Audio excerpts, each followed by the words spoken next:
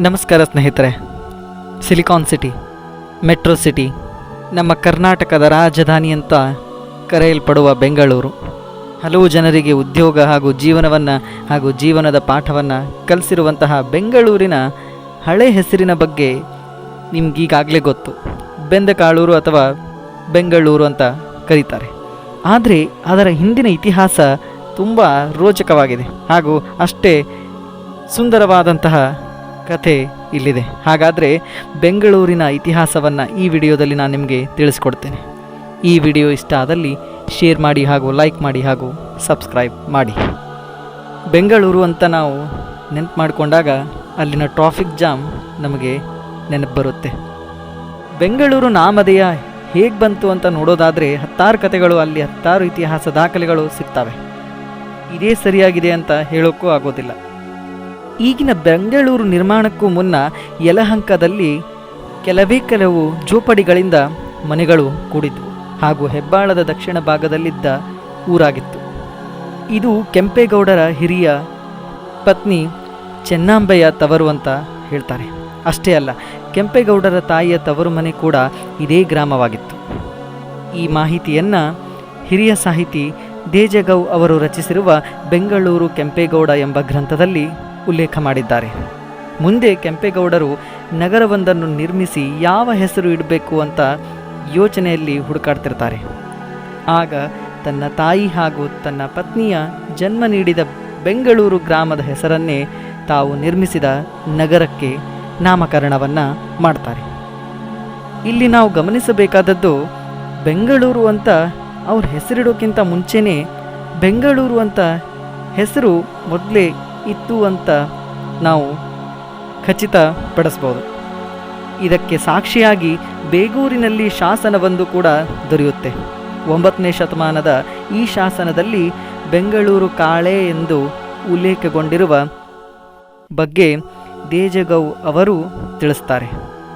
ಸ್ನೇಹಿತರೆ, ಬೆಂಗಳೂರಿನ ಬಗ್ಗೆ, ಆ ಹೆಸರಿನ ಬಗ್ಗೆ ಇನ್ನೊಂದು ಕಥೆಯ ಪ್ರಕಾರ, ಕೆಂಪೇಗೌಡರು ಇರುವಂತಹ ಪ್ರದೇಶದಲ್ಲಿ ಬೃಹತ್ ಕಾಡುಗಳನ್ನು ಕಡಿಸ್ತಾರೆ. ಆ ಒಂದು ಕಾಡುಗಳನ್ನು ಸುಡಿಸಿ ಬಯಲು ಪ್ರದೇಶವನ್ನು ನಿರ್ಮಾಣ ಮಾಡಿ ಹೊಸ ನಗರವನ್ನು ಅಲ್ಲಿ ಕಟ್ತಾರೆ. ಆಗ ಜನರು ಬೆಂದಕಾಡೂರು ಅಂತ ಕೂಡ ಅದನ್ನು ಕರೀತಾ ಇದ್ರು. ಅಂದರೆ ಬೆಂಗಳೂರನ್ನು ಬೆಂದಕಾಡೂರು ಅಂತ ಕರೀತಾ ಇದ್ರು. ಆ ಬೆಂದಕಾಡೂರು ಮುಂದೆ ಬೆಂಗಾಡೂರು ಹಾಗೂ ಬೆಂಗಳೂರು ಅಂತ ರೂಪುಗೊಂಡುವುದಾಗಿ ಕೆಲವು ಮಾಹಿತಿಗಳು ತಿಳಿಸ್ತವೆ. ಈ ಒಂದು ಆಧಾರವನ್ನು ಎಸ್.ಕೆ. ನರಸಿಂಹಯ್ಯ ಅವರು ಮಾಗಡಿ ಕೆಂಪೇಗೌಡ ಎಂಬ ಗ್ರಂಥದಲ್ಲಿ ಬೇಗೂರು ಶಾಸನದ ಪ್ರಸ್ತಾಪದಲ್ಲಿ ಇದನ್ನು ಪುನಃಸ್ಮರಿಸುತ್ತಾರೆ. ಇನ್ನು ಕೆಲವರ ವಾದದ ಪ್ರಕಾರ ಬೆಂಗಳೂರು ಪ್ರದೇಶದಲ್ಲಿ ಬೆಣಚು ಕಲ್ಲುಗಳಿಂದ ಕೂಡಿದ್ದವು. ಬೆಣಚು ಕಲ್ಲುಗಳು ಇಲ್ಲಿ ತುಂಬ ಲಭ್ಯವಾಗ್ತಿದ್ವು. ಆದ ಕಾರಣ ಬೆಣಚುಕಲ್, ಬೆನ್ಗಲ್, ಬೆನ್ನಗಲ್ಲೂರು ಹಾಗೂ ಬೆಂಗಳೂರು ಆಗಿರಬಹುದು ಅಂತ ಕೂಡ ಕೆಲವರು ವಾದವನ್ನು ಮಾಡ್ತಾರೆ. ಕೆಂಪೇಗೌಡರು ವಿಜಯನಗರ ಅರಸರನ್ನು ಮೆಚ್ಚಿಸಲು ಅವರು ಆರಾಧಿಸುತ್ತಿರುವ ವೆಂಕಟರಮಣ ಸ್ವಾಮಿ ದೇವಸ್ಥಾನವನ್ನು ನಿರ್ಮಾಣ ಮಾಡ್ತಾರೆ. ಇದೇ ಕಾರಣಕ್ಕೆ ವೆಂಕಟೂರು ಎಂಬ ಮೂಲ ಹೆಸರಾಗಿದೆ. ವಕಾರಕ್ಕೆ ಬದಲಾಗಿ ಬಕಾರ, ಕಕಾರಕ್ಕೆ ಬದಲಾಗಿ ಗಕಾರವಾಗಿ ಬದಲಾಗುವ ಹೊಸದೇನಲ್ಲ ಎಂದು. ಹಾಗಾಗಿ ವೆಂಕಟೂರು ಬದಲಿಗೆ ಬೆಂಗಳೂರು ಆಗಿ ಮಾರ್ಪಟ್ಟಿದೆ ಎಂದು ಕೂಡ ಕೆಲವರು ಹೇಳ್ತಾರೆ. ಇನ್ನು ಬೆಂದಕಾಳೂರು ಎಂಬ ಕತೆ ತುಂಬ ಜನಪ್ರಿಯದಲ್ಲಿದೆ. ಈಗ ಯಾರಾದರೂ ಬೆಂಗಳೂರು ಹಳೆ ಹೆಸರಂತ ಕೇಳಿದಾಗ ಬೆಂದಕಾಳೂರು ಅಂತ ಹೇಳ್ತಾರೆ. ಅದಕ್ಕೂ ಕೂಡ ಒಂದು ಕತೆ ಇದೆ. ಈಗಿನ ಯಲಹಂಕ ಸಮೀಪದ ಕೊಡಿಗೆಹಳ್ಳಿ ಗ್ರಾಮ ಸಮೀಪ ಒಂದು ಸಣ್ಣ ಹಳ್ಳಿ ಇತ್ತು. ಅಲ್ಲಿ ಹೊಯ್ಸಳ ದೊರೆ ಬಲ್ಲಾಳ ಎಂಬಾತ ಬೇಟೆಗಾಗಿ ಆಗಮಿಸ್ತಿರ್ತಾನೆ. ಬಲ್ಲಾಳ ಏಕಾಂಗಿಯಾಗಿರ್ತಾನೆ.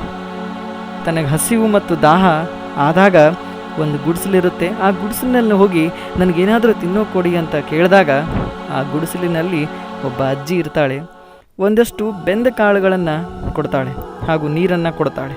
ಹಸಿವು ನೀಗಿಸಿಕೊಂಡ ರಾಜ ಬಲ್ಲಾಳ ಮುದುಕಿಗೆ ಅಥವಾ ಆ ಅಜ್ಜಿಗೆ ಬಹುಮಾನವಾಗಿ ಏನಾದರೂ ಕೊಡಬೇಕು ಅಂತ ಆ ಅಜ್ಜಿ ಇರುವಂತಹ ಪ್ರದೇಶವನ್ನು ಅವಳಿಗೆ ನೀಡಿ ಆ ಗುಡಿಸಲಿದ್ದ ಪ್ರದೇಶಕ್ಕೆ ಬೆಂದಕಾಳೂರು ಅಥವಾ ಬೆಂದಕಾಳೂರು ಅಂತ ಆ ಅಜ್ಜಿ ಇರುವಂತಹ ಪ್ರದೇಶಕ್ಕೆ ಹೆಸರನ್ನು ನೀಡ್ತಾನೆ.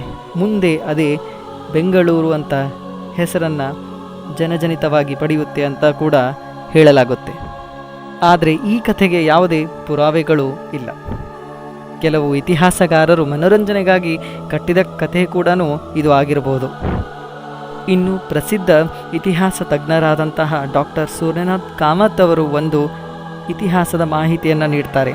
ಕ್ರಿಸ್ತಪೂರ್ವ 1000ದಷ್ಟು ವರ್ಷಗಿಂತಲೂ ಹಿಂದೆ ನಮ್ಮ ಬೆಂಗಳೂರು ಇತ್ತು ಹಾಗೂ ಇದು ಅನೇಕ ಮಾನವರ ವಾಸಸ್ಥಾನವಾಗಿತ್ತು. ಇಲ್ಲಿ ಶಿಲಾಯುಧಗಳು ಪತ್ತೆಯಾಗಿವೆ.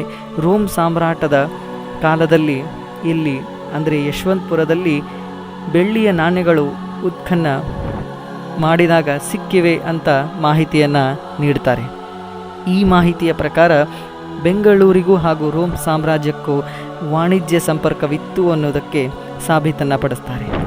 ಸ್ನೇಹಿತರೆ, ಅದೇನೇ ಆಗಿರಲಿ, ಇತಿಹಾಸದಲ್ಲಿ ಅನೇಕ ಮಾಹಿತಿಗಳು ಹಾಗೂ ಆಧಾರಗಳನ್ನು ಹೊತ್ತಿಕೊಂಡು ಬಂದಿರುವಂತಹ ನಮ್ಮ ಬೆಂಗಳೂರು ಆಧುನಿಕವಾಗಿ ಮುಂದೆ ಇದ್ದರೂ ಕೂಡ ಜನಸಂಖ್ಯೆಯಲ್ಲಿ, ಟ್ರಾಫಿಕ್ಕಲ್ಲಿ ಹಾಗೂ ಎಲ್ಲ ಸಮಸ್ಯೆಗಳು ಇದ್ದರೂ ಕೂಡ ಕರ್ನಾಟಕದ ರಾಜಧಾನಿ ನಮ್ಮ ಬೆಂಗಳೂರು ಅನೇಕ ರಾಜ್ಯಗಳ ರಾಜಧಾನಿಗೆ ಮಾದರಿಯಾಗಿರುವುದಂತೂ ಸತ್ಯ.